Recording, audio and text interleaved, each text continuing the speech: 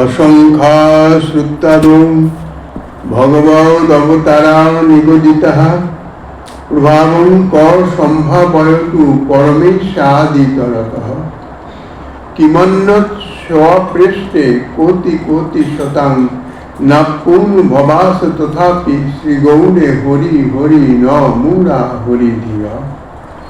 কলিযুগ পাবন অবতার পরম করুণাময় শ্রী গৌরাঙ্গ সুন্দরের পরম অন্তরঙ্গ প্রিয় পার্ষদ বর্জ পূজ্যপাদ শ্রী প্রবোধানন্দ সরস্বতী পাদ তাহার শ্রী চৈতন্য চন্দ্রামৃতম নামক শ্রী গ্রন্থের 41তম শ্লোকে শ্রী গৌরাঙ্গ সুন্দরে যাহারা ভগবান বুদ্ধি করেন না তাদের সম্বন্ধে বলিতেছেন।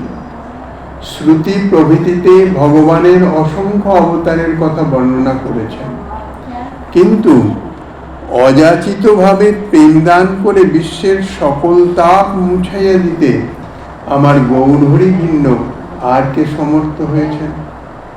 এই পরমাদ্ভুত প্রভাব দর্শনেই তাহাকে পরমেশ্বর বলে চিনতে পারা যায়, যদিও ইহা অনুমানে, কার্যের দ্বারা। যাহারা শ্রী গৌরাঙ্গকে নিজ প্রেষ্ঠরূপে চিনিয়াছিলেন তাহারা পুষ্টি ব্রাহ্মণ এবং শিবাসের দর্জিকেও যে যবন ছিল তাপমুক্তিপূর্বক প্রেমদান প্রভৃতি লীলায় ইহা প্রত্যক্ষ করেছেন, মহৎ প্রত্যক্ষ।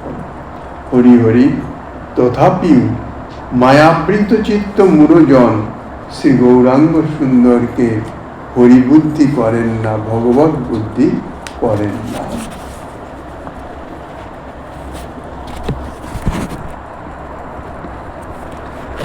শ্রুতি শাস্ত্রাদি ইত্যাদিতে শ্রী ভগবানের অসংখ্য অবতারের কথা বর্ণনা করা হয়েছে। জীবের কল্যাণার্থে, ধর্ম সংস্থাপনের জন্যে এবং সাধুগণের রক্ষার জন্যে, ধর্ম রক্ষার জন্যে, এবং যাহারা অসাধু অধর্মী, ধর্মের বিনাশকারী, তাহাদের বিনাশের নিমিত্ত শ্রী ভগবান অসংখ্য অবতার গ্রহণ করেছেন। অংশ, কলা, আবেশ ইত্যাদি রূপে, বিভিন্ন রূপে প্রতিটা অবতারেই জীবের কোনো না কোনো কল্যাণ কার্য তিনি করেছেন।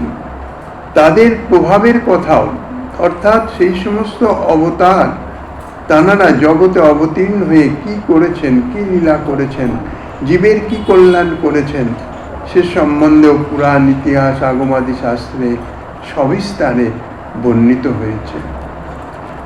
তাহারা জগৎকে অধর্মের প্রভাব থেকে মুক্ত করে সাধুদিগকে রক্ষা করেছিলেন।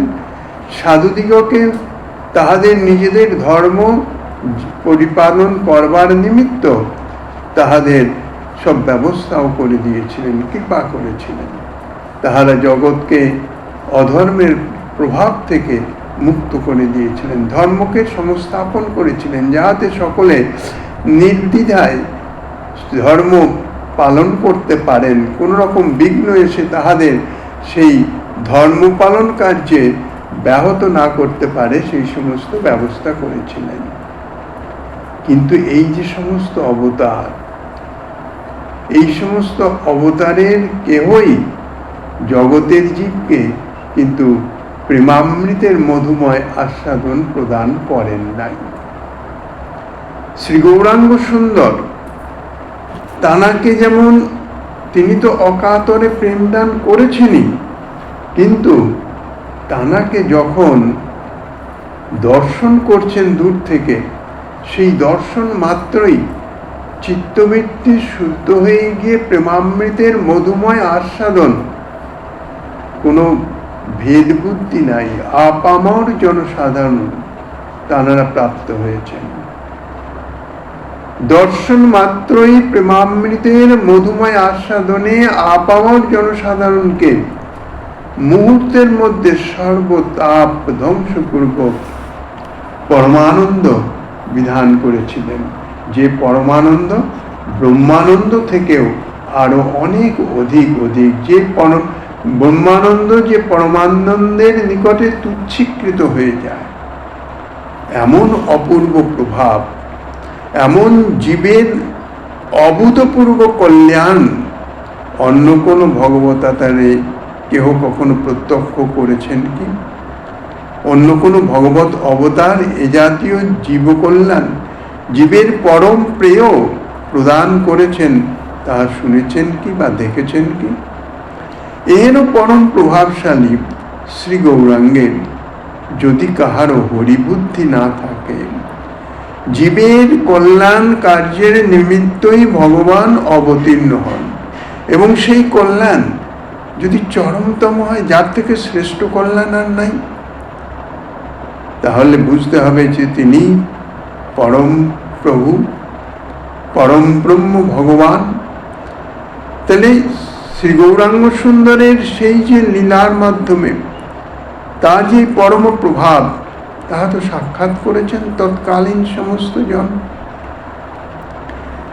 সাক্ষাৎ করে তাহারা তা পরম্পরায় বর্ণনাও করে গেছেন।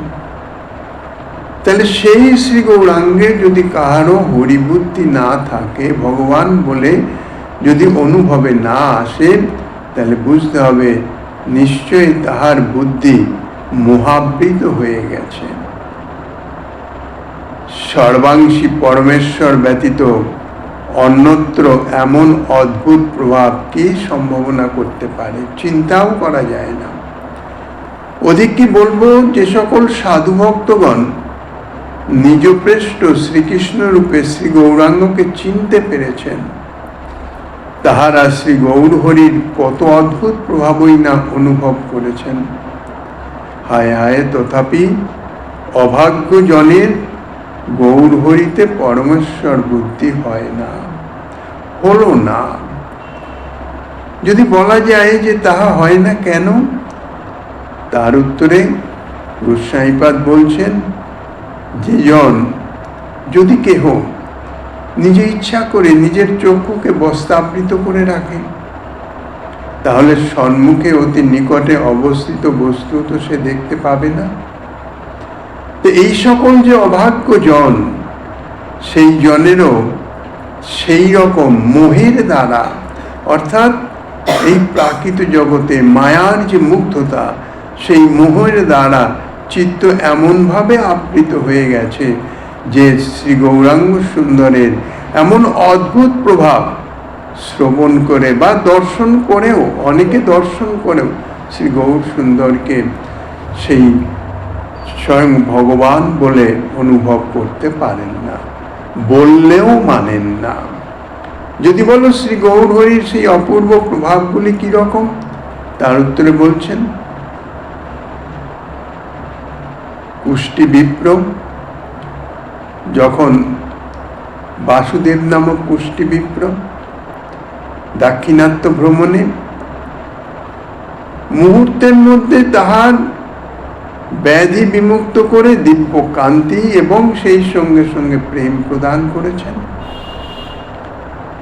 কুষ্টি বিপ্র হয়তো স্বজাতীয় হতে পারে, এবং বলা যায় সে খুব ভক্ত ছিলেন, এমন ভক্ত ছিলেন, জীব সেবা পরায়ণ ছিলেন, যে শ্রী অঙ্গের গলিত কুষ্ঠ থেকে কোনো কীট যদি মাটিতে পড়ে যেত, তাহাকে আবার তুলে যথাস্থানে বসিয়ে দিতেন, অর্থাৎ তাহার দেহ দ্বারা জীবের সেবা করতেন, অর্থাৎ এই যে কীটগুলি তাদের সেবা করতেন। কাজে তার কিছুটা সেই সদ্গুণ বলে মানতে পারা যায়।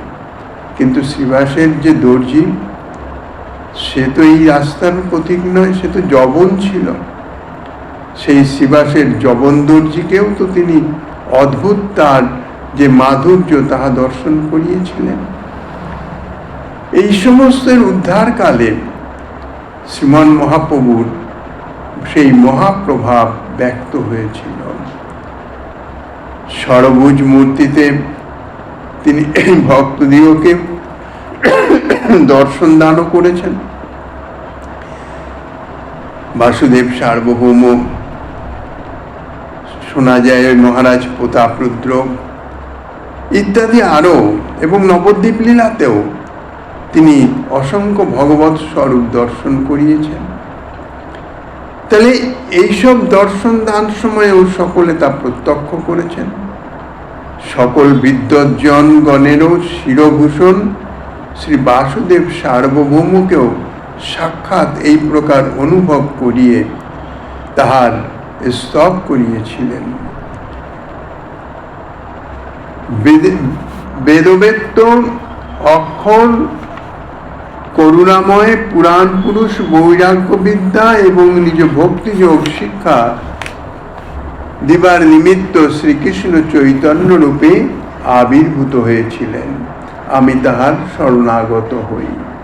ইহা সেই বাসুদেব সার্বভৌম তিনি নিজে ইহা বলেছেন, অর্থাৎ রচনা করেছেন। বৈরাগ্য বিদ্যা নিজ ভক্তি যোগং ইত্যাদি। যে শ্লোকটি মহাপ্রভুর কৃপা অনুভবের পর বাসুদেব সার্বভৌম, তৎকালে তো তাল পাতায় লেখা হতো, তাল পাতায় লিখে মুকুন্দের হাতে দিয়েছিলেন মহাপ্রভুকে দেবার জন্য। মুকুন্দ নয়, তাঁর ভগ্নিপতির হাতে দিয়েছিলেন মহাপ্রভুকে দেওয়ার জন্য। মহাপ্রভুর বাটিতে গিয়ে তিনি যখন দিতে যাবেন, বাইরেই মুকুন্দর সঙ্গে দেখা হয়। মুকুন্দ বলে, এটা কি নিয়ে যাচ্ছেন?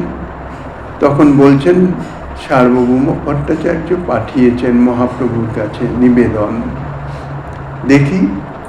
দেখে কি করলেন, সঙ্গে সঙ্গে দেওয়ালে সেটি তিনি নকল করে নিলেন। কারণ তিনি জানতেন যে মহাপ্রভু ভক্তভাবে অবতীর্ণ, তিনি নিজের প্রশংসা বা স্তুতি কিছুই তিনি প্রকট করেন না, প্রকাশ করেন না। কেউ করলেও তিনি বাইরে দুঃখিত হন, যেন দেখান। কেননা ভক্তের যে আচরণ, ভক্ত কখনো নিজের প্রশংসা শ্রবণ করতে পারেন না, তাহার হৃদয়ে শেলের ন্যায় বিদ্ধ হয়। কেননা দৈন্যের মূরতি ভক্ত। হৃদয়ে যদি দৈন্যতা থাকে, তাহলে তার প্রশংসা নিজে কখনো শ্রবণ করতে পারবেন না। বরঞ্চ কেউ যদি তার নিন্দা করে, তাহাতে তিনি পরম তুষ্ট হন, সন্তুষ্ট হন। কেননা যথার্থ আমি তো, ইনি যা বলছেন তার থেকেও আমি নিঘৃণ্য জীব, এটা তো তার অনুভবের বিষয়, দৈন্যের অনুভব। তো মুকুন্দ প্রভুর চরিত্র জানতেন, তিনি দেওয়ালে লিখে রেখেছিলেন। মহাপ্রভু সেই তালপত্রটি পেয়ে পড়ে সঙ্গে সঙ্গে ছিঁড়ে ফেলে দেন। পরবর্তীতে সেই দেওয়ালে লিখন থেকেই সকল ভক্তগণ তাহা কণ্ঠস্থ করে দিয়েছিলেন। তাহাই পরে উদ্ধৃত হয়ে যায়। কবিরাজ গোস্বামীপাদ তাঁর শ্রী চৈতন্য চৈতামিতে বর্ণনা করেছেন যে প্রভু কালাবেশে তিরোহিত নিজ ভক্তিযোগ প্রাদুর্ভূত করবার জন্যে শ্রীকৃষ্ণ চৈতন্য বিগ্রহ রূপ ধারণ করে আবির্ভূত হয়েছিলেন। আমার চিত্ত ভ্রমর তাহার পদারবিন্দে গাঢ় গাঢ় রূপে লগ্ন থাকুক। এই দুটো শ্লোক সার্বভৌম ভট্টাচার্য লিখে পাঠিয়েছিলেন। যাহাদের কথা বলা হলো তাহারা সকলেই বিদ্যা এবং তপস্যা ও প্রেম সম্পদে সর্বাতিশায়ী ছিলেন। নিজের অনুভূতিতে, অর্থাৎ যিনি এই শ্লোক রচনা করেছিলেন, তিনি তাহার নিজের অনুভূতি বর্ণনা করেছেন। নিজ অনুভূতিতে ইহারা শ্রী গৌরহরির ঈশ্বরত্ব, সর্বচিত্তাকর্ষত্ব, সপ্রেমামৃত আস্বাদকত্ব প্রভৃতি স্বয়ং অনুভব করেছিলেন। সার্বভৌম ভট্টাচার্যকে তো শ্রীমন মহাপ্রভু নিজে কৃপা করলেন। সার্বভৌম ভট্টাচার্যের অহংকার, অভিমান, পাণ্ডিত্যের অভিমান, তো শ্রী গৌরহরিকে স্বয়ং ভগবান বলে চিনতে দেয় নাই। তার চিত্তে সেই যে অভিমান আচ্ছাদিত হয়েছিল, শ্রীমন মহাপ্রভু নিজে কৃপা করে যখন তাকে বিশেষ কৃপা করলেন, ষড়ভুজ রূপ দর্শন করালেন, তখন তার সেই যে মোহের আবরণ তাহা দূরীভূত হয়ে গেল। শ্রী গৌরাঙ্গ সুন্দরকে স্বয়ং ভগবান এবং তাঁর যে প্রভাব তাহা অনুভব করতে পারলেন। এই প্রকার শ্রী গৌরহরিতে যাহাদের হরিবুদ্ধি নাই, তাহলে বুঝতে হবে নিশ্চয়ই তাহারা মূঢ়বুদ্ধি।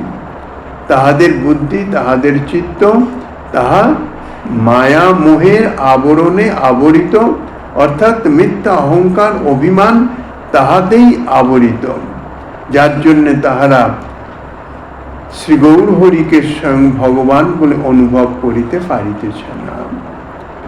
অগণ্য অবতার থাকলেও সাধু ভক্তগণ যাহার সর্বভূতে প্রেমদান রূপ অনির্বচনীয় প্রভাব অনুভব করে থাকেন, যাহা অন্য কোনো অবতারে সম্ভব হয় নাই, অন্য কোনো অবতারে দেখা যায় না, সেই যে অনির্বচনীয় প্রেমের রস ও আস্বাদন যাহারা অনুভব করেছেন, তাহারাই সেই যে প্রেমদানের রূপ যে অনির্বচনীয় প্রভাব, তাহার মহিমা অনুভব করতে পারেন।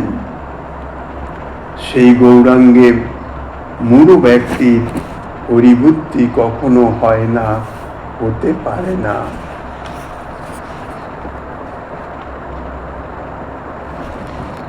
সাক্ষান মোক্ষাদি কার্থান বিবিধ বিকৃতি ভিস্তুচ্ছতাং দর্শয়ন্তং প্রেমানন্দং প্রসূতি সকল তনুভৃতাং যস্য লীলা কটাক্ষ নাসৌ বেদেশী গুড় জগতি যদি ভবদীশ্বর গৌরচন্দ্র স্তত প্রাপ্ত অনিশবাদ শিব শিব গহনে বিষ্ণুমায়ী নমস্তে। লীলাচ্ছলে করুণাপূর্ণ কটাক্ষ বিস্তার করে শ্রী গৌরাঙ্গ সকল জীবগণের চিত্তে প্রেমানন্দের আবির্ভাব ঘটান। এই প্রেমানন্দের অপরিসীম মাধুর্যে বিভোর হয়ে ভক্তগণ শ্রী গৌরাঙ্গের করুণার বিবিধ বিলাস দর্শন করে মোক্ষাদি যে পুরুষার্থ, সেই পুরুষার্থকেও তুচ্ছাতি তুচ্ছ বলে মনে করেন। সকল বেদেই যিনি গৌর রূপে অবস্থান করিতেছেন, সেই শ্রী গৌর হরিকে জগতে যদি ঈশ্বর বলে জানতে না পারে, তাহলে জগৎ অনিশ্বরবাদে পূর্ণ হয়েছে বলে বুঝতে হবে। আহা, জগতের কল্যাণ হোক।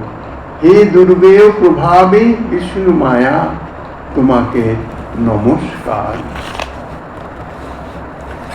যাহার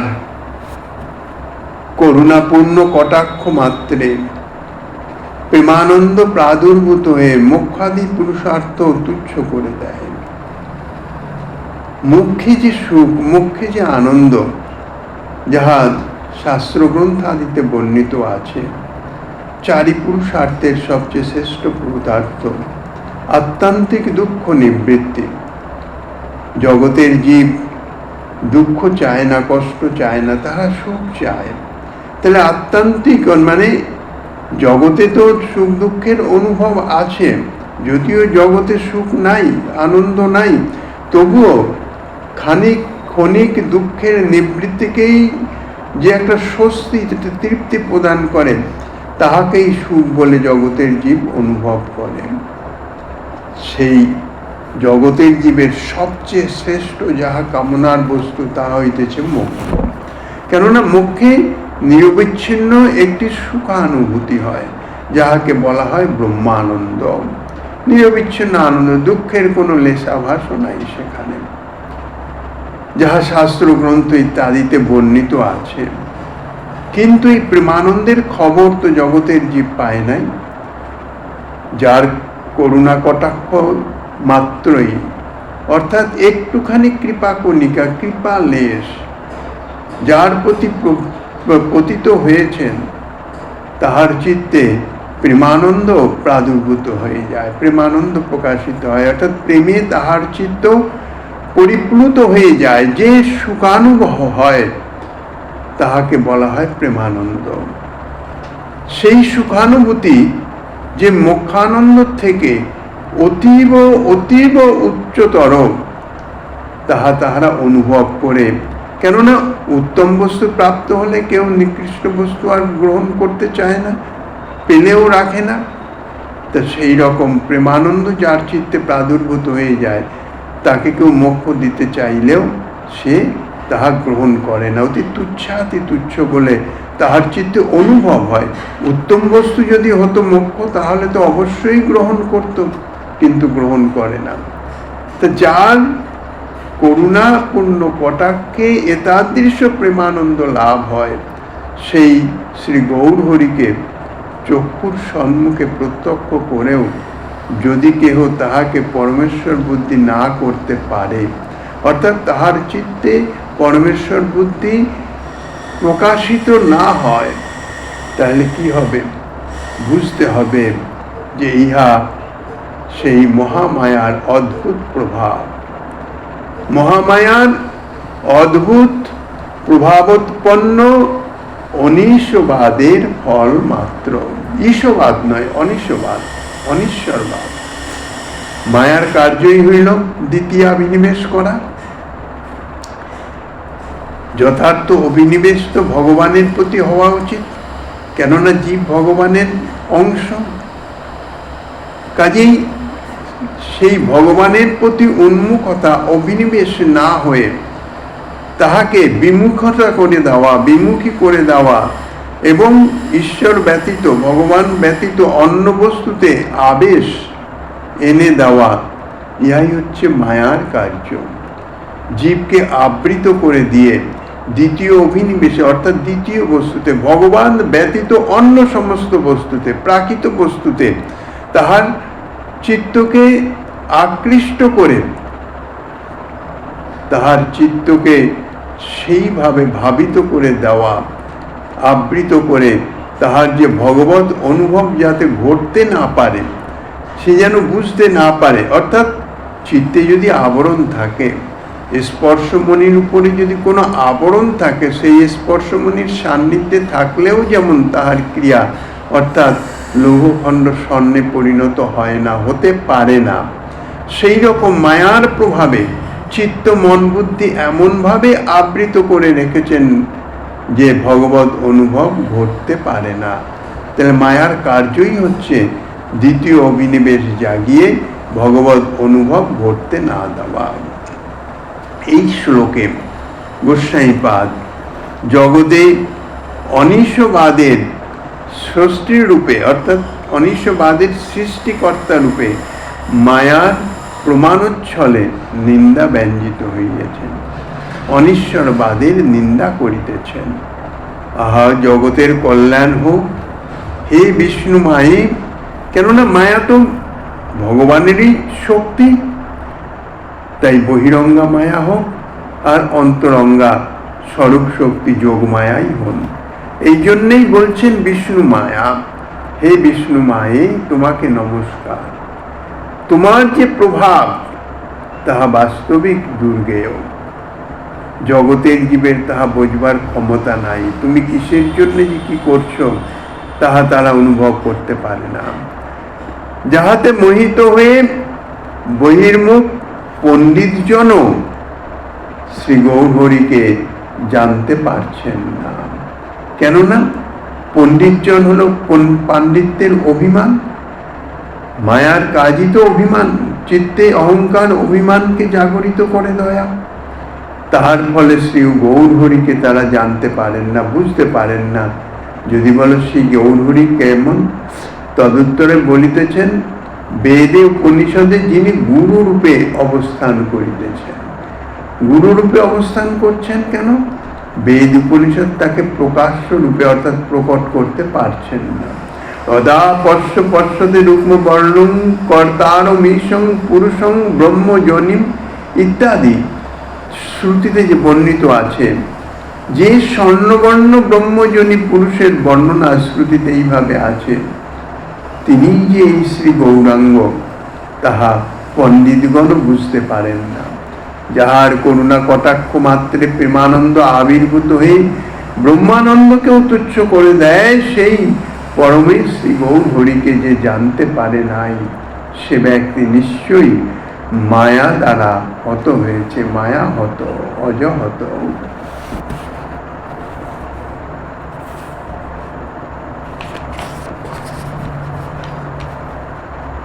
ধিগস্তু কুলমুজ্জ্বলং ধিগপি বাগ্মিতাং ধিগ যশ ধিগ ধায়নমাকৃতিং নব বয় শ্রিয়ঞ্চস্তু ধিক দ্বিজত্বমপি ধিক পরং বিমল মাশ্রয় মাদ্যঞ্চ ধিক ন চেত পরিচিত কলৌ প্রকট গৌর গোপীপতি।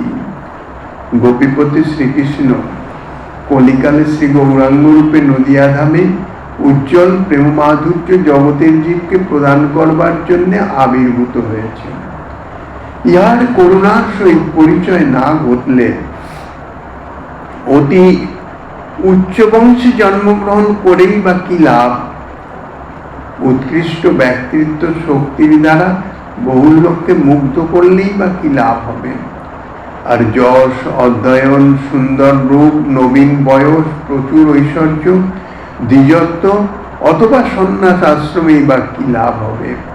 এ সকলকেই তাহার শতধিক্কার। যাহার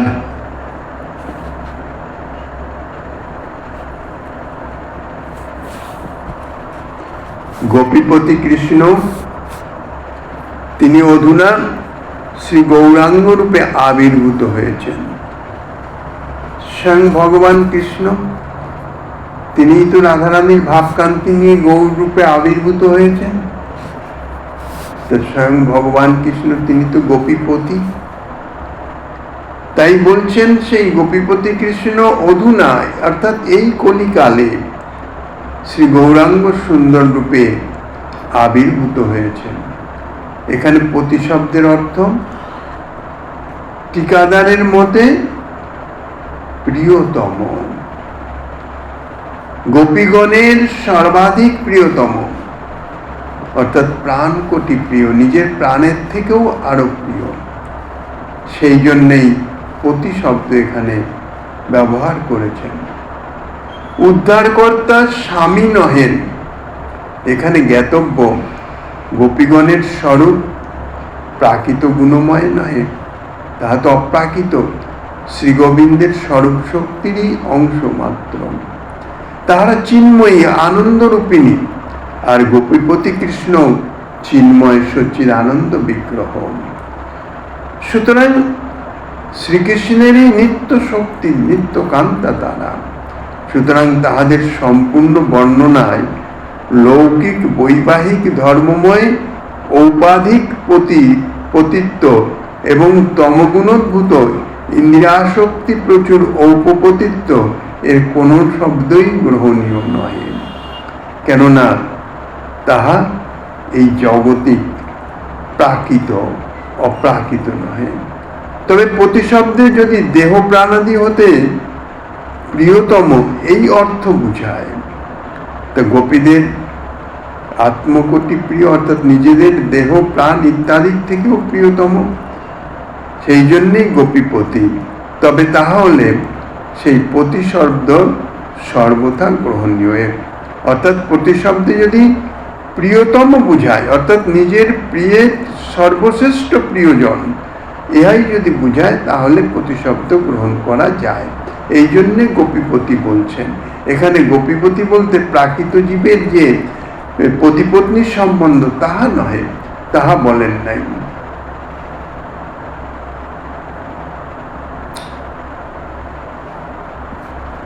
উদ্বাহকর্তা স্বামী নহেন। এই গোপীপতি শ্রী গৌরাঙ্গের যদি উপাস্য বুদ্ধি না থাকে, তাহলে আচারাদি বিশিষ্ট সদ্বংশে জন্ম, অর্থাৎ সদাচার সম্পন্ন সৎ কুলে সৎ বংশে যার জন্ম হয়, তার তো শ্রেষ্ঠত্ব আছে জগতে।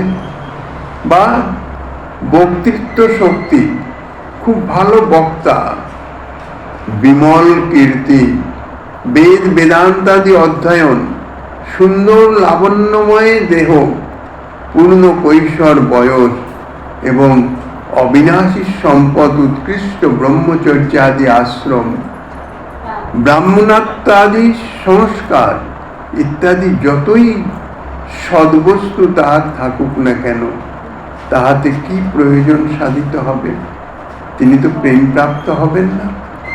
শ্রী গৌরাঙ্গের উপাসনা করলেন, তাহার করুণায় প্রেমামৃতের আবির্ভাব হয়ে যদি অতি অধম তুচ্ছজন যদি হয়, তাহলেও সংসার হতে অমৃতময়ের লোকে নিয়ে গিয়ে ব্রহ্মাদির স্তবনীয় করে দেয়।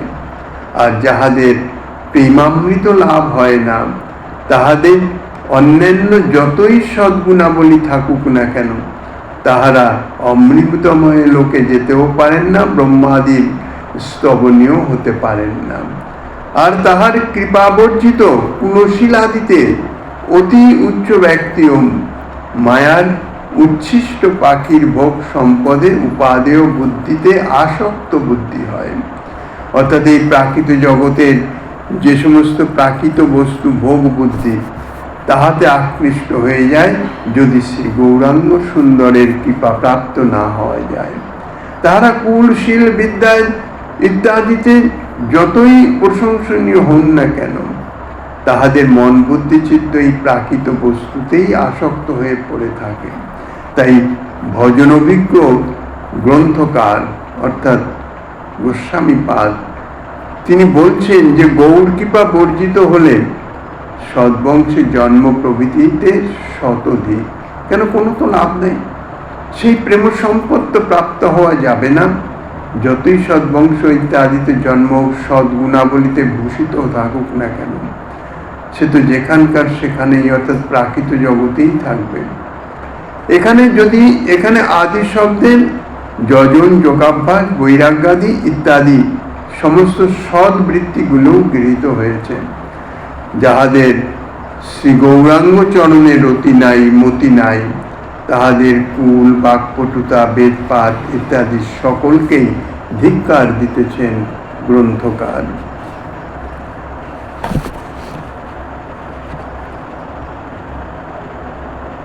অহো বৈকুণ্ঠস্থৈরপি চ ভগবৎ পার্ষদ বরৈ স্বরমাঞ্চাং দৃष्ट्वा যদনুচর বক্রেশ্বর মুখা মহাশ্চর্য প্রেমোজ্জ্বল রস সদা বেশ বিবশীকৃতাঙ্গাস্তং গৌরং কথমকৃত পুণ্য প্রণয়তু।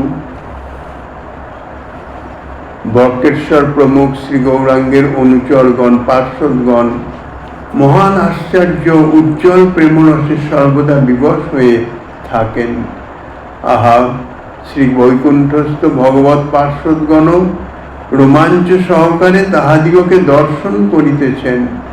অকৃত পুণ্যজন কেমন করে প্রেম সহকারে সেই শ্রী গৌরাঙ্গের চরণতল আশ্রয় করবে।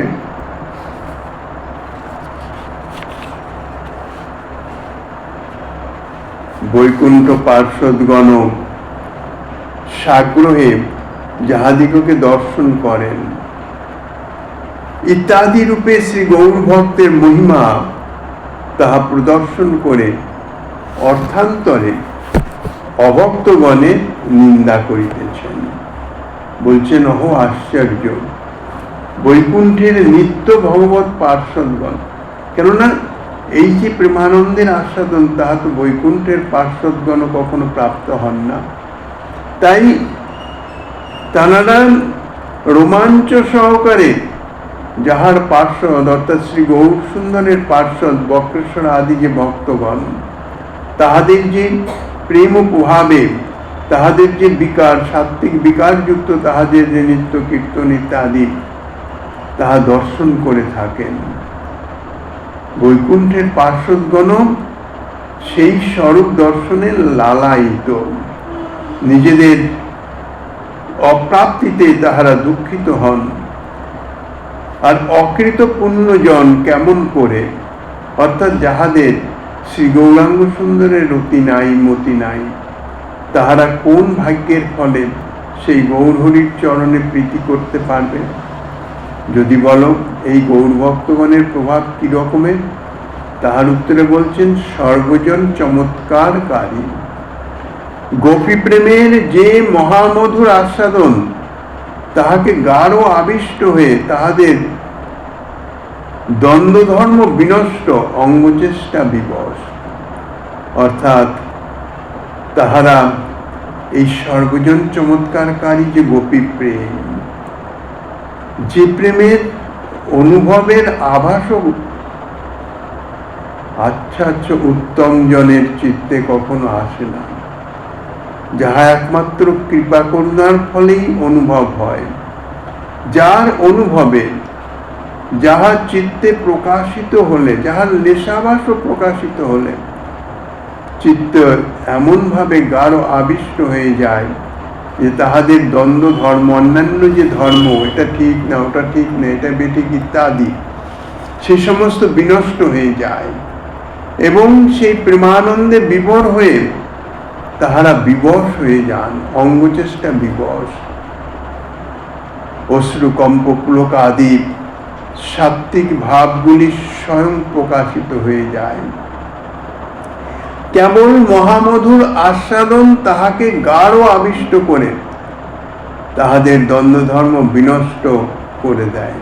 শ্রী গৌরাঙ্গের পার্শ্বদ প্রধানই নহেন, শ্রী গৌরাঙ্গ সুন্দরের ভক্ত মাত্রেরই এই অতুল আনন্দের অধিকারী।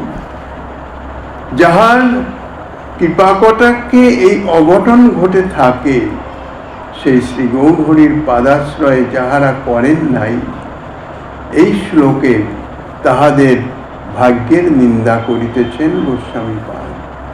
আহা, যাহার প্রিয় ভক্তগণকে বৈকুণ্ঠ পার্শ্বদগণ শতমুখে প্রশংসা করে থাকেন, পুণ্যহীন ব্যক্তি অর্থাৎ শ্রী গৌর ভক্তের কৃপা বঞ্চিত ব্যক্তি কেমন করে সেই গৌরাঙ্গের পাদপদ্ম আশ্রয় করতে পারবে? পরবর্তী আস্বাদনে শ্রীমন মহাপ্রভু গিরিধারী লালের কৃপা হলে আগামী দিনে আস্বাদনের বাসনা রেখে অদ্যকার